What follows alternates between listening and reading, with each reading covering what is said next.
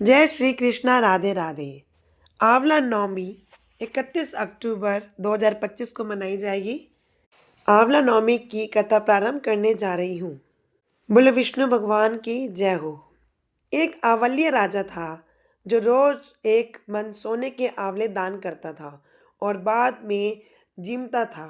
एक दिन उसके बेटे बहू ने देखा कि रोज इतने आंवले को दान करेंगे तो सारा धन खत्म हो जाएगा, इसलिए इनका दान बंद कर देना चाहिए।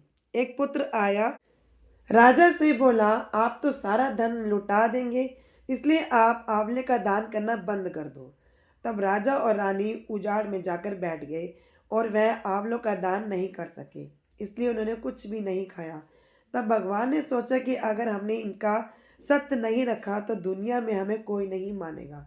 तब भगवान ने सपने में कहा, तुम उठो और तुम्हारे पहले जैसी रसोई हो गई है और आंवले का वृक्ष लगा हुआ है, तुम दान करो और जीम लो।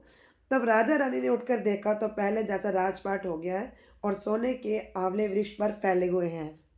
तब राजा रानी सवा मन आंवले का दान करने लगे। उधर बेटे बहू से धर्म अन्नदाता का बैर पड़ गया। आसपास के लोगों ने कहा, जंगल में एक आंवलीय राजा है, सो तुम वहां चले जाओ, सो तुम्हारा दुख दूर हो जाएगा। वे दोनों वहां पहुंच गए। वहां पर रानी अपने बेटे और बहू को देखकर पहचान गई और अपने पति से बोली कि इन लोगों से काम तो काम कराएंगे और मजदूरी ज़्यादा कराएंगे। एक दिन रानी ने अपनी बहू को बुलाकर कहा, मुझे सिर सहित नहला दे। बहू सिर धोने चली गई और बहू के आंख में से पानी निकलकर रानी की पीठ पर पड़ा। तब रानी बोली कि मेरी पीठ पर आंसू क्यों गिरे हैं, मुझे बताओ।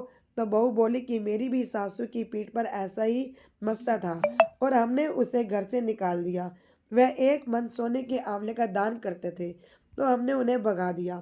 तब सासू बोली, हम ही तुम्हारे सास ससुर हैं, तुमने हमें निकाल दिया था, परंतु भगवान ने हमारा सत्य रखा है। हे भगवान, जैसा राजा रानी का सत्य रखा वैसा सबका रखना। कहते सुनते सारे परिवार का सत्य रखना। आंवला नवमी की जय हो। आंवला नवमी की कथा संपूर्ण हुई। अब अगली अध्याय की कथा अगली वीडियो में श्रवण कीजिएगा। तब तक के लिए धन्यवाद। अगर आपको कथा अच्छी लगी हो तो चैनल को सब्सक्राइब करें और वीडियो को लाइक करें।